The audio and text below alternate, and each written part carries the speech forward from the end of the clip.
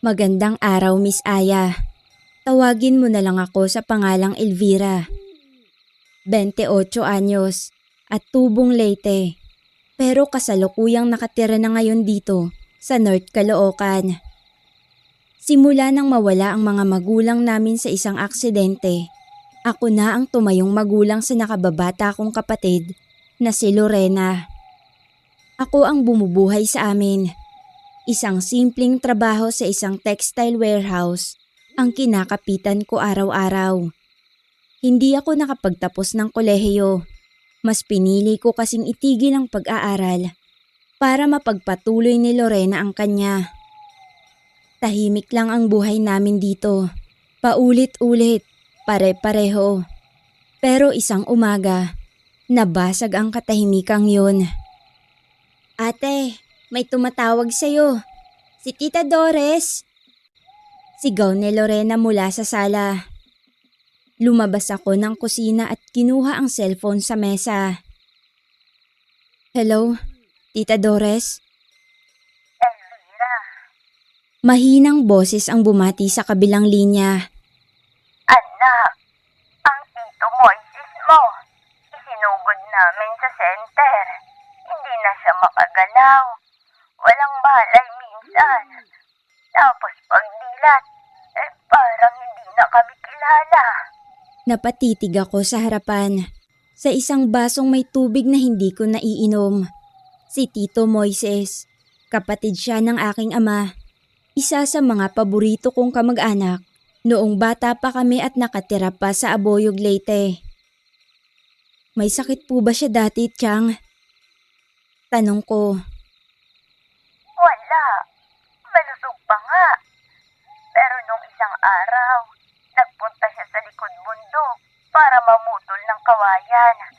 Pagbalik niya, tulala na. Hindi na kumikibo. Tapos kahapon lang, bumagsak na lang siya. Ayaw nang gumalaw ng katawan niya.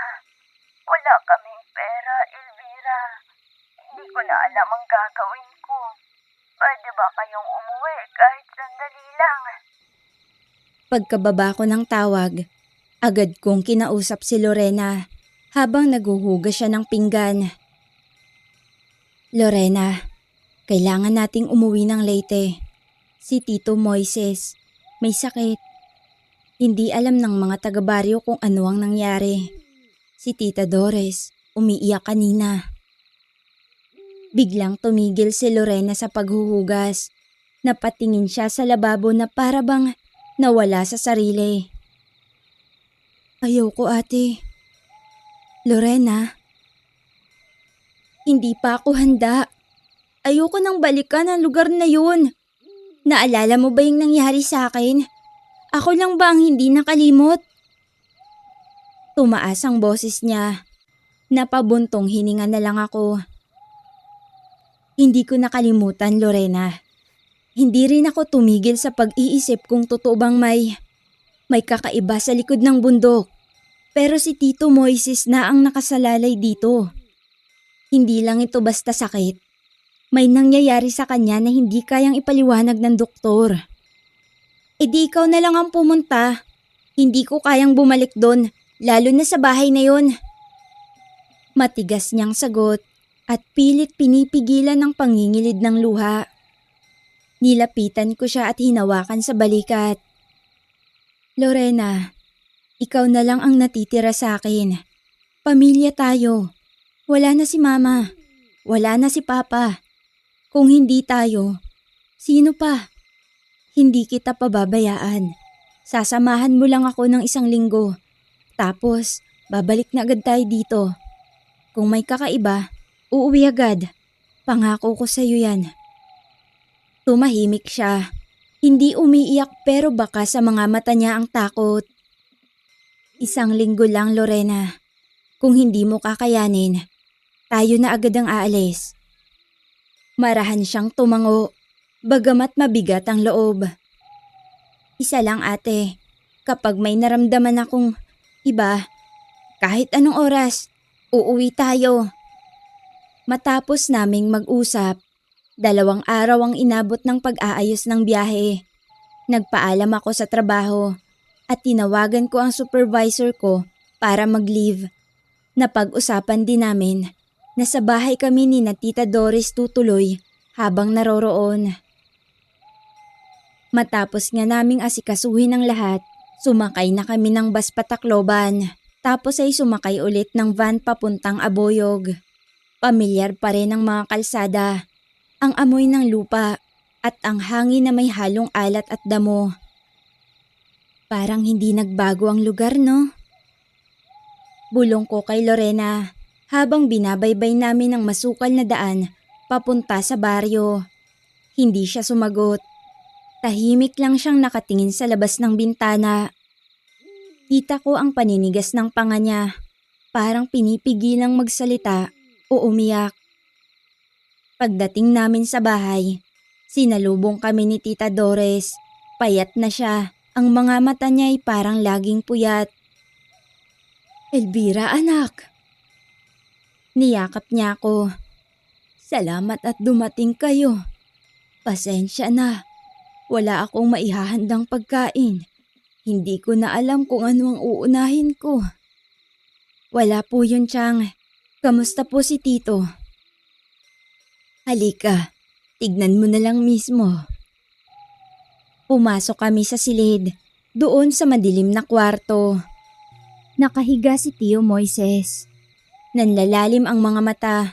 Bukas ang bibig na parang pinipilit huminga. Hindi siya gumagalaw. Halos hindi na nga marinig ang hininga niya. "Chong, si Elvira po to.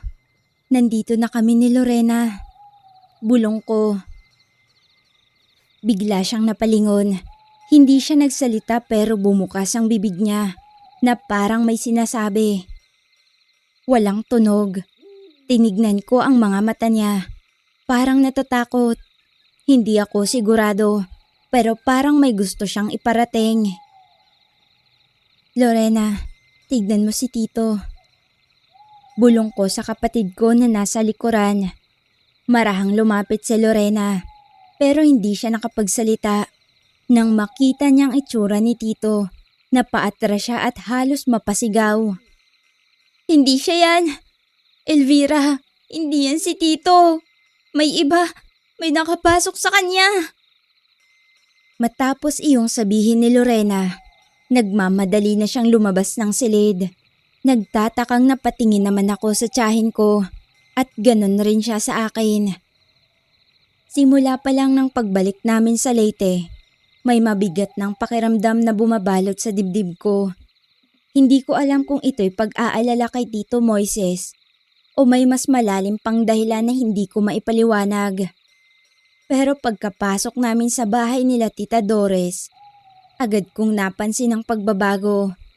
Noon, ang bahay nila sa baryo ang palaging puno ng mga halaman sa labas.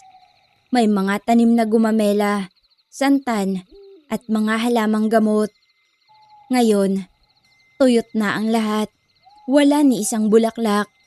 Ang mga bintana ay laging nakasara. At kahit tanghaling tapat na, parang laging madilim sa loob ng bahay. "Chang, bakit po parang hindi na binubuksan ng mga bintana?" Tanong ko habang inilalapag ang bag sa sahig.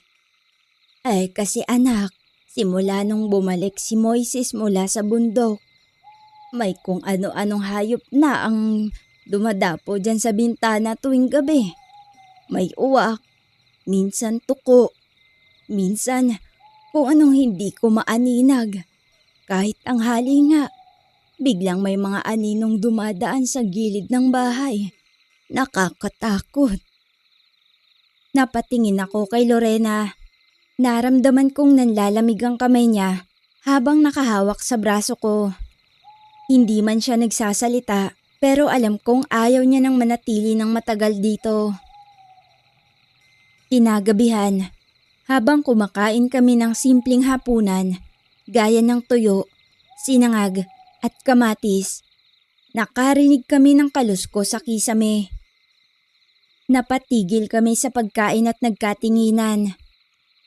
"May pusa po ba rito, Chang?" Tanong ko. Sinusubukan kong wag magpahalata ng kaba. Wala naman. Mahinang sagot ni Tita Dores. Hindi umaakyat ang mga pusa dito. Simula nung bumagsak si Moises. Gabi-gabi niyang ingay na yan. Minsan, parang naglalakad. Minsan ay may nagkakakalmot. Tumayo si Lorena. Ate, pwede bang sa kwarto na lang tayo? Hindi ko gusto ang pakiramdam dito. Saglit akong napatingin kay Tita Dores. Nang marahan siyang tumango, tanda na pumapayag siya sa gusto ng kapatid ko. Sige, susunod ako. Tutulungan ko lang si Chang magligpit. Sabi ko, pero sa totoo lang, ako man ay nakakaramdam na ng kilabot. Nauna na ngang pumanhik sa loob ng silid si Lorena. Ilang sandali lang din naman. Matapos kong tulungan magligpit si Tia Dores, sumunod na ako sa kapatid ko. Pagkapasok ko sa dating kwarto ng aking ina, doon kami pansamantalang matutulog ni Lorena. Matagal na rin mula nang huli kaming matulog sa kwartong yun. Si Tia Doris kasi ang nakapagmana ng bahay at wala ni isa sa kanilang magkakapatid ang kumontra sa naging pasya ng mga magulang nila. Maraming taon na rin ang nakakalipas. Pero ng mga sandaling yon, napansin kong pareho pa rin ang mga kortina sa silid, ang disenyo at pagkakaayos ng mga kagamitan. Walang pinagbago. Pero ang lamig ng hangin, iba na. Parang may kasamang bigat at pananakip ng dibdib. Ate, mahinang bulong ni Lorena habang nakahiga kami. Naalala mo nung bata pa tayo? Yung sinabi ni Lola na huwag maglalakad sa may likod ng sagingan pagsapit ng 8:00? Oo naman. Bakit? Naalala mo rin ba na may babae raw na nawawala roon kada Semana Santa? Kasi kanina habang papasok tayo, sumulyap ako sa gilid ng bahay. May babae, ate. Nakasuot ng puti. Nakatingin lang sa atin. Pero parang hindi normal ang itsura niya. Parang walang muka. Napakapit ako sa braso ni Lorena. Baka anino lang. Baka kapitbahay lang na napadaan. Hindi, ate. Nakatingin siya sa akin. Tapos bigla siyang nawala. Paano siya titingin sa'yo kung wala siyang muka? E di ibig sabihin wala din siyang mata. Lorena, napakalawak talaga ng imahinasyon mo. Nang gabing yon, hindi kami halos nakatulog. Tila ba ang buong paligid ay may sariling buhay. Ang mga punong kahoy sa labas ay parang humahaplo sa mga bintana. Ang bubong, may mga yapak. Tila may naglalakad. At ang pader, naririnig kong parang binubulungan ng hangin. 3:00 ng madaling araw. Nagising ako sa impit na iyak ni Lorena. Nakaupo siya sa kama. Pawis na pawis at nanginginig. Lorena, may humila sa akin, ate. Sa panaginip ko, hinila ako sa may likod ng bahay. Sa may sagingan. May babae. Ang haba ng buhok, pero wala siyang paa. Tapos paglingon ko, mukha mo ang suot niya. Pero alam ko hindi ikaw yun. Ang mga mata niya, kulay pula. Namiyak siya ng dugo. Hindi ko alam kung ano ang isasagot ko. Tumayo ako para buksan ang ilaw. Pero pagkapindot ko sa pindutan, walang ilaw, walang kuryente. Ang buong bahay ay nalunod sa dilim. Maya-maya pa, muli ko na namang narinig ang ingay mula sa kisame. Pero nang mga sandaling yun, mas mabilis na, mas galit. Lorena, sa akin ka lang hahawak. Lalabas tayo. Titignan natin si Chong. Hindi ako mapalagay. Ani ko sa kapatid ko. Paglabas namin ng kwarto, sinundan namin ang mahinang liwanag mula sa maliit na gasera Sa may sala, si Tita Doris ay gising pa. Nakaupo sa gilid ng kama ni Tito Moises. Pinapahira ng basang bimpo ang noo nito. Tiyang, tawag ko. Naagara naman niyang ikinalingon. Oh, iha, gising pa kayo. May kakaiba pong nangyayari. Hindi po to normal na sakit na naginip si Lorena. May nararamdaman kaming kakaiba. Napabuntong hininga si Tia. Ay, alam ko. Matagal ko nang hinihintay ang araw na to. Simula nung gabing yun na bumalik si Moises mula sa bundok. Alam kong hindi na siya ang bumalik. Ano pong ibig niyong sabihin? Tanong ni Lorena. May engkanto sa likod bundok. Anak, isang nilalang na matagal nang kinakatakutan dito sa baryo. Walang nakakapasok sa gubat na yun at lumalabas na buo ang isipan. Akala ni Moises malakas siya, pero may kinuha sa kanya o di naman kaya'y may pumasok sa kanya. Nanlaki ang mga mata ko. Tiyang, anong gagawin natin? Ay, magsisindi tayo ng insenso. May langis akong binigay ng albularyo. Pero higit sa lahat, kailangan yung huwag lumabas kahit anong marinig nyo sa gabi. Kahit may tumawag sa pangalan nyo. O kahit mukhang ako pa ang maririnig nyo sa labas. Huwag kayong lalabas. Dahil ang engkanto, ginagaya ang boses ng mga mahal natin sa buhay. Mula nang lumala ang kalagayan ni Tio Moises, araw-araw na akong abala sa mga gawaing bahay.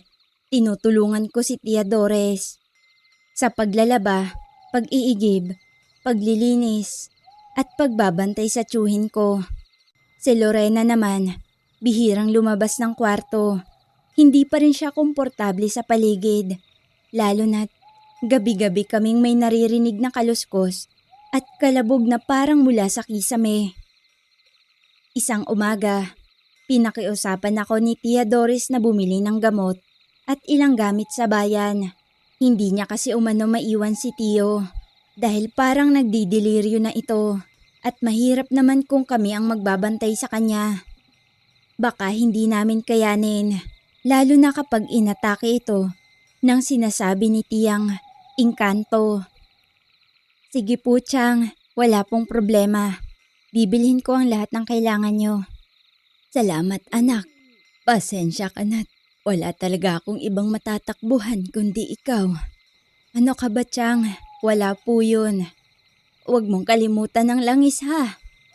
Baka mamayang hapon, bumalik na si Mang Cardo. Kailangan yun ng tiyuhin mo. Oho, ako pong bahala. Sige, tutuloy na po ako. Lorena, antabayanan mo si Tia, ha? Baling ko sa kapatid ko bago ako tuluyang lumabas ng bahay. Sa totoo lang kasi, Miss Aya, malaki ang utang na loob namin sa tiyahin kong si Tia Doris. Lalong-lalo na kay Tio Moises. Sila kasi ang naging pangalawang magulang namin noong bata pa kami ni Lorena. Habang si Inay at Itay naman, masyadong abala sa pagtatrabaho para lang maibigay ang mga pangangailangan namin ng kapatid ko. Noong pumayapa nga din ng mga ito, si Tia Doris at Tio Moises ang nag-asikaso sa kanila habang nagluluksa kaming dalawa ni Lorena.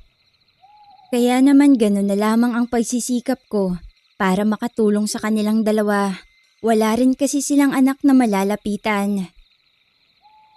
Mag-aalas 12 na noong dumating ako sa bayan. Mainit ang sikat ng araw. Walang masyadong tao sa palengke dahil araw ng Huwebes. Pero bukas ang ilang tindahan sa gilid ng plaza. Habang naglalakad ako sa bangketa, may napansin akong isang maliit na tindahan at repair shop ng cellphone. Malinis at tahimik at kakaiba sa ibang tindahan sa palengke. Habang iginagala ko ang paningin sa mga estante't nakalagay, napatingin ako sa loob. Isang lalaki ang nakaupo sa gilid ng counter. Tila hinihintay akong mapansin siya. Maputi ang kanyang balat, pero hindi maputlang parang may sakit. May kutis siya na parang hindi nasisinaga ng araw. Nakasuot ng simpleng puting polo. Pero ang pinaka nakakabighani ay ang mata niya. Itim. Pero kapag tinitignan mo siya, talagang maaakit ka sa kanya. Nang umiti nga siya ay parang bigla akong nakalimot sa mga dapat kong bilhin. Miss, kailangan mo ba ng tulong? Tanong niya. Banayad ang boses at walang halong pag-aalinlangan. Hindi po. Titingin lang sana ako kung may langis kayo na panghilot. Meron kami rito. Yung binibili ba ng mga albularyo sa San Vicente? Yan ang gamit nila. Yun ba ang hanap mo? Oo, yun mismo. May sakit kasi ang tiyuhin ko. Hindi gumagaling. Kinuha niya ang maliit na bote sa istante at iniabot sa akin. Siya ba ang kapatid ng mama mo? Tanong niya, tila sigurado sa kanyang hinala. Napakunot ang noo ko. Oo, paano mo nalaman? Ngumiti siya bahagya. Madami akong alam tungkol sa'yo, Elvira. Hindi sinasadyang nalaglag ko ang hawak kong bag dahil sa pagtataka kung paano niya nalaman ang pangalan ko. Gayong iyon pa lang naman ang unang beses na nakita ko siya. Paano mo nalaman ang pangalan ko? Hindi mo na ba ako naaalala? Pinulot niya ang bag ko at iniabot sa akin. Marahan naman akong umiling at medyo napaatras. Oo nga pala. Hindi mo pa pala ako nakikita noon. Pero nakikita kita. Ako nga pala si Ezekiel. Anya. Doon na nagsimula ang sunod-sunod niyang paglabas sa araw-araw kong pamamalengke. Minsan, bigla siyang susulpot sa pila ng tricycle. Minsan, mag-aabot siya ng saging o tinapay. Sabay-sabing, luto yan ni Aling Emma. Sobra raw ang niluto. Baka gusto mo. Pilit kong pinipigilan ang sarili ko. Pero aaminin ko, may kung anong kabighani ang hindi ko maipaliwanag. Hindi siya agresibo. Tahimik lang siyang magtanong o makinig kapag nagkikwento ako. Isang araw, habang nakaupo kami sa gilid ng baybayin, malapit sa pamilihan, nagsalita siya. Kung may kapalit ang paggaling ng tiyuhin mo, ano kaya ang kaya mong isuko, Elvira? Napatingin ako sa kanya. Anong ibig mong sabihin? Kung may isang bagay na hiningi kapalit ng buhay niya, halimbawa, ikaw. Natahimik ako at may kung anong namumuong kaba sa dibdib ko. Hindi mo ba itatanong kung bakit biglang bumubuti ang kalagayan ng tiyuhin mo? Samantalang sabi ng mga doktor, wala na raw pag-asa? Hindi, kasi naniniwala akong may milagro. Hindi milagro. Ako yun. Mas lalo pang tumindi ang kabang naramdaman ko. Hindi ko alam kung bakit, pero nanindig talaga ang mga balahibo ko sa sinabi niya. Ano ka ba talaga? Hindi ako demonyo. Hindi rin ako banal. Isa akong nilalang na matagal nang nabubuhay dito. Kahit hindi niyo nakikita. Tumayo siya at tumingin sa langit. Elvira, noon pa man, ikaw na ang gusto ko. At hindi ko kayang mawala ka sa akin. Lalo na ngayong nakita na kitang muli. Ang hiling ko lang, piliin mo ang kusang pagsama sa akin. Matapos niyang sabihin yun, nakaramdam na ako ng takot. Hindi ko na siya sinagot pa. Hindi ko na din naman alam kung ano ang sasabihin ko sa kanya. Umalis ako sa baybay nang hindi lumilingon. Pero kinagabihan ng araw na yon, lumamig ang hangin. Biglang nagwala si Tio Moises. Humihiyaw na si Tia Dores. Takot na napatayo si Lorena mula sa kanyang pagkakahiga at niyakap ako ng mahigpit. Yan na naman. Nararamdaman ko na naman siya, ate. Bulong niya. Simula nang huling makita ko si Ezekiel sa baybayin, iniiwasan ko na ang pumunta sa bayan. Pinakiusapan ko si Lorena na siya muna ang bumili ng kailangan sa palengke kahit ayaw na ayaw niyang lumabas. Pero napapayag ko rin siya. Ang usapan nga naming 1 linggo, Miss Aya, mas humigit pa ang pananatili namin roon. Kaya naman pagka-uwi ni Lorena galing sa palengke, masinsinan niya akong kinausap at pinaalala niya ang mga pangako ko sa kanyang 1 linggo lang kaming mananatili roon, uuwi na kami kaagad. Umuwi na tayo, ate. Bumalik na tayo ng Maynila. Pero Lorena, hindi pa natin pwedeng iwan si Tia Doris. Nakikita mo naman ang kalagayan ni Tio, di ba? Pero nangako ka sa akin. Sabi mo kapag may naramdaman akong kakaiba, aalis tayo kaagad. Ate, napakarami ko nang nararamdaman sa bahay na to. Hindi ko na kailangang sabihin sa'yo o isa-isahin pa. Maaati mo bang iwan sila Tia sa ganitong kalagayan? Lagi mo na lang sinisira yung mga pangako mo. Wala ka talagang isang salita. Padabog akong iniwan ni Lorena sa sala. Mabilis siyang nagtungo sa silid tulugan namin at pabagsak pang isinara ang pinto. Buntong hininga naman akong napaupo sa silya. Hinayaan ko na muna siyang magpahupa ng galit niya. Kinagabihan, habang naghahapunan kami, nagpaalam na ako kay Tia Doris na babalik na kami sa Maynila. Hindi ko din naman kasi maatim na magkaroon ng tampo sa akin ng kapatid ko. Gayong mahigit 3 linggo na kaming nananatili sa bahay nila Tia Doris. Hindi naman tumutol si Tia sa sinabi ko at nagbilin pa ito na mag-iingat kami sa biyahe. Ikinatuwa naman ni Lorena ang naging pasya ko at nagkaayos na kami. Gabi pa nga lang ay nakahanda na ang mga gamit namin para kinabukasan ay mabilis na kaming makaalis. Kinaumagahan nga, habang nagpapaalam muli kami kay Tia Doris, laking gulat namin nang biglang bumukas ang pinto sa silid ni Tio Moises. Iniluwanon ang tiyuhin ko na nasa malusog na kalagayan, nakatayo na at para bang hindi dumaan sa pagkakaroon ng sakit. Gutom ako, Doris. May lugaw ba dyan? Napahagulhol si Tia Doris.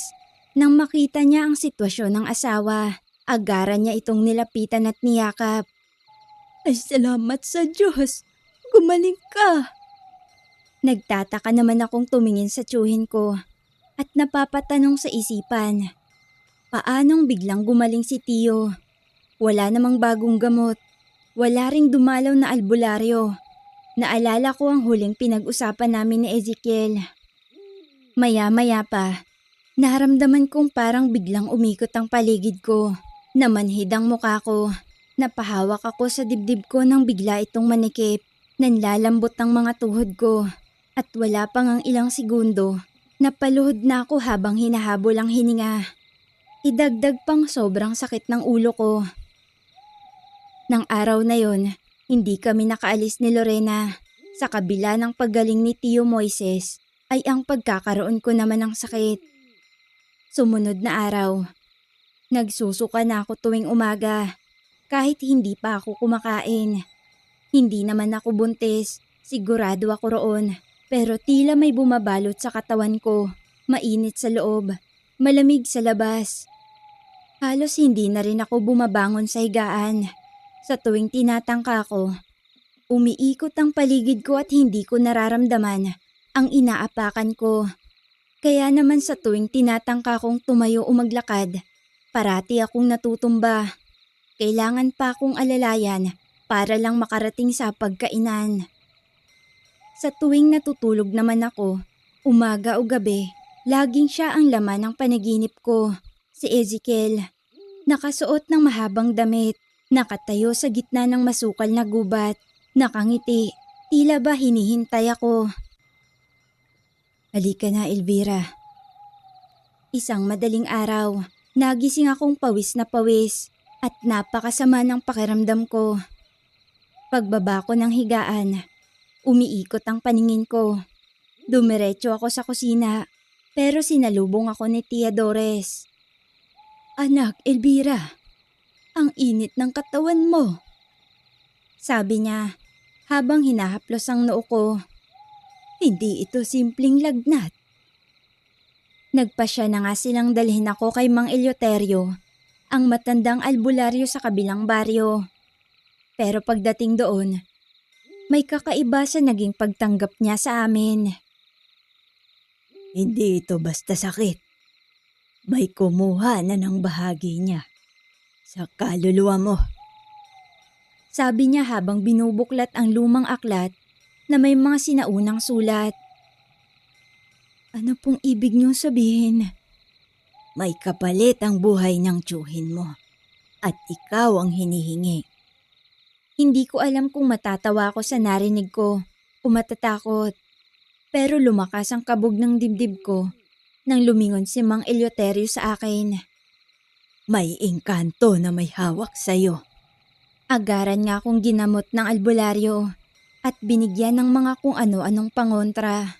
Pero ayon sa kanya, hindi niya alam kung magiging mabisa ang mga bigay niya. Maging siya man kasi, alam na malakas ang engkantong may hawak sa akin. Pinayuhan niya pa kaming humanap pa ng ibang mas malakas na albularyo na talagang bihasa sa pakikipaglaban sa mga engkanto. Pagka-uwi namin, nanahimik ako. Hindi ko masabi kay Tia at Lorena. Ang totoo, hindi ko alam kung maniniwala sila. Pero nang lumipas ang mga araw, mas lalo pang bumagsak ang katawan ko. Isang gabi, habang nakaupo ako sa higaan at nakatanaw sa nakabukas na bintana, biglang lumitaw si Ezekiel. Elvira, Mahina niyang tawag. Tila sumanib sa hangin ng kanyang anyo. Tumambad siya muli sa harap ko. Gwapo, marahan, at puno ng pangungusap ang mga mata niya. bakit mo ko iniiwasan? Tanong niya. Bakit mo ko ginaganto? Bakit ako?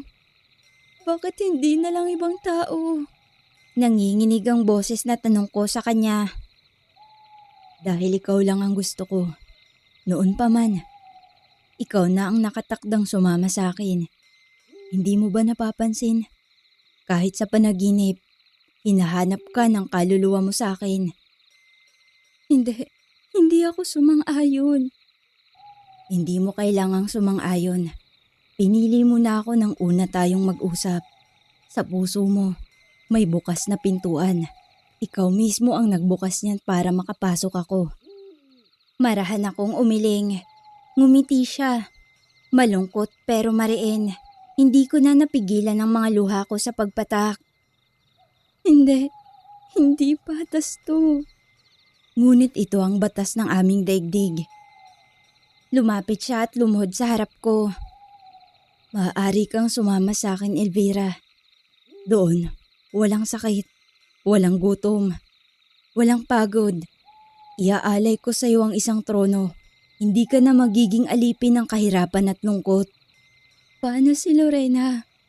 Paano si Tia Dores? Makakalimutan ka nila, pero hindi masasaktan.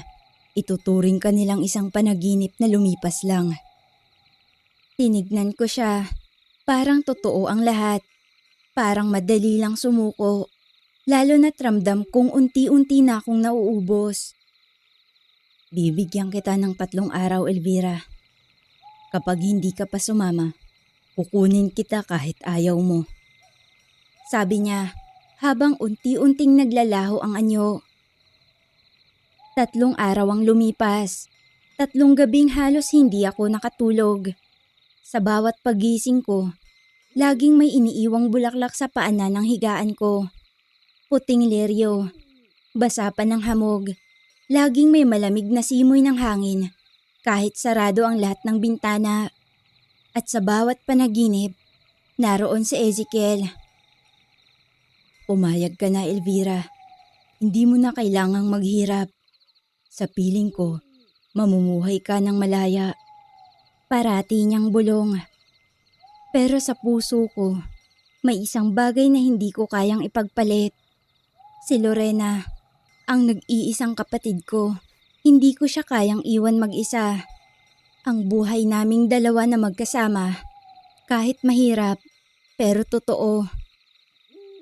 Nang dumating na nga ang 3 gabi, bumuhos ang malakas na ulan. Malakas ang hangin sa paligid. Naputol ang kuryente sa buong baryo. May kakaibang katahimikan habang hawak ko ang maliit na gasera sa loob ng silid. Nararamdaman kong paparating na siya. At dumating nga. Dahan-dahang bumukas ang pinto. Kahit isinara ko na ito ng mariin. Pumasok si Ezekiel. Suot ang mahabang balabal na itim. Litaw na litaw ang pagkaputi ng kanyang balat na animoy kumikinang sa gitna ng dilim. Basa ng ulan ang kanyang buhok, ang kanyang mga mata, tila itim na alon ng dagat sa ilalim ng buwan. Elvira, panahon na. Hindi ako sasama. Umiiling kong tugon habang iniaabot niya sa akin ang kamay niya. Nakita kong napapikit siya ng mariin at bahagyang napailing ang ulo. Pinili mo ang sakit, ang paghihirap, kesa sa pag-ibig ko. Hindi totoo ang pag-ibig kung kailangan nitong may kapalit. Hindi mo ko tunay na minahal kung kailangan mong kunin ang kalayaan ko. Tahimik siya. Marahan siyang humakbang papalapit sa akin. Nararamdaman ko ang malamig niyang presensya, ang halimuyak ng mga ligaw na bulaklak sa kanyang katawan. Hindi mo ba ako minahal kahit kaunti? Wala man lang bang bahagi ng puso mo ang tumibok para sa akin? Bulong niya, baka sa boses niya ang pagpipigil ng emosyon. Tumulo ang luha ko. Meron, Ezekiel. Noong una kitang makilala, akala ko ikaw ang sagot sa lahat ng lungkot ko. Ngunit ngayon, Alam kong may halong kasinungalingan ng lahat dahil ang tunay na pag-ibig hindi kukuha ng buhay kapalit ng ibang buhay. Biglang dumilim ang buong paligid. Namatay ang mga sindi ng gasera. Umalo ng malakas na hangin sa loob ng bahay na tila bagyo. hindi ka makakatanggi sa akin. Naging malalim ang boses niya. Masakit sa pandinig. Kasunod nun ay ang pagpasok ni Aling Berta. Ang albularya na ipinatawag ni Tia Dolores. Sa huling sandali, may hawak siyang mahabang basto na gawa sa sanga ng balete at may kwintas ng ugat ng lubigan sa kanyang leeg. Lumayas ka! Nilalang ka ng kabilang mundo! Sigaw ni Aling Berta. Wala kang karapatang angkinin ng kaluluwa na hindi kusang sasama sa'yo. Nagpakita si Ezekiel ng tunay niyang anyo. Isang nilalang na maladyos ang kagandahan. Ngunit sa mata, may anino ng kawalan. Nanginginig ang lupa habang nagsasalita siya. Hindi niyo ako mapipigilan. Akin siya. Kumislap ang kwintas ni Aling Berta. Isang liwanag ang bumalot sa paligid ko. Napaatras si Ezekiel. Napasigaw siya. Tila nasasaktan. Hindi mo siya pag-aari, engkanto ka! Sigaw pabalik ni Aling Berta. Kahit na nanginginig at hinang-hina ang tuhod ko, pinilit kong lapitan si Ezekiel. Inabot ko ang pisngi niya at marahang hinawakan. Tumitig ako sa mga mata niyang punong-puno ng pagngingit-ngit at galit. Mahal mo man ako, pero hindi kita pipiliin sa ganitong paraan. Tama na, ayokong masaktan ka. Ayokong may masaktan pang iba. Ang kaninang punong-puno ng galit niyang aura ay unti-unting humupa. Tumitig siya pabalik sa akin habang marahang napapaluhod. Ramdam ko ang panghihina niya. Ilang sandali pa ay nagbalik sa pagiging binatang gwapo ang anyo niya, tulad ng una naming pagkikita. Kung hindi kita makakasama, hayaan mong sandali kitang yakapin. Aniya sa nanghihinang boses. Marahan akong tumango habang pinipilit na wag tumulo ang mga luha ko. Pero kahit anong gawin ko, kusa talaga itong kumakawala sa mga mata ko. Hinayaan ko nga siyang yakapin ako. Isang yakap na puno ng pangungulila, sakit, at katotohanang hindi maaaring magsama ang aming dalawang mundo. Patawarin mo ko. Kung may ibang buhay, sana doon kita nakilala. Doon kung saan hindi kita kailangang angkinin. kundi mahalin lang. Bulong niya sa tenga ko. Dahan-dahan siyang naglaho sa bisig ko, kasama ng malamig na hangin ng gabi. Nang tuluyan siyang mawala sa paningin ko, kasabay no na yung pagkawala ko rin sa ulirat, bumagsak ako sa sahig at hindi ko na alam kung ano pang mga kasunod na nangyari. Kinabukasan, nang magising ako ay wala ng bulaklak na liryo. Wala na rin si Ezekiel at tuluyan na akong gumaling mula sa mga sakit na hindi ko maipaliwanag. Pero may iniwan siya. Isang tanika lang hindi ko makita, pero damang-dama ko sa puso. Hindi man kami nagsama, hindi ko makakalimutan ang halimuyak ng kanyang mga yakap, ang lambing ng kanyang mga mata, at ang sakit ng pag-iwan na hindi maiiwasan. Lumipas ang mga buwan. Bumalik kami ni Lorena sa North Caloocan. Tahimik na muli ang buhay namin. Si Tio Moises naman, bagamat payat pa rin, tuluyan ang gumaling. Si Tia Doris ay muling naging masigla. At si Lorena, nagsimulang mabalik ang sigla sa pag-aaral. Ako naman, muling bumalik sa trabaho. Sa umaga, tila normal ang lahat. Ingay ng tricycle sa labas, boses ng mga batang naglalaro, usok ng nilulutong almusal. Pero tuwing gabi, ibang katahimikan ang bumabalot sa akin. Sa bawat pagtulog ko, may panaginip. Minsan, nasa gubat ako, hawak ang mga bulaklak. Minsan nasa tabing dagat, habang ang hangin ay humahaplos sa aking pisngi. At laging naroon si Ezekiel, nakatayo sa malayo, hindi lumalapit, pero nakatingin. Tila ba ipinapaalala niyang naroroon pa rin siya, nagmamasid, nagmamahal, kahit malayo. Hindi ko alam kung muli pa ba siyang magpapakita. Hindi ko alam kung totoo nga bang bahagi lang siya ng isang mundo na hindi ko dapat pasukin. Pero isa lang ang tiyak ko. Minahal ko ang isang nilalang na hindi ko dapat minahal. Sa puso ko, dala ko ang alaala ng pag-ibig na hindi natuloy, ng halik na hindi natikman, at ng yakap na huli ko nang naramdaman sa isang gabing mahangin, sa isang probinsyang puno ng lihim. Hanggang dito na lang ang kwento ko, Miss Aya. Ako si Elvera. Ang isang dalagang muntik nang maging kapalit ng paggaling ng sakit at minsang nagmahal ng isang engkanto. Maraming salamat.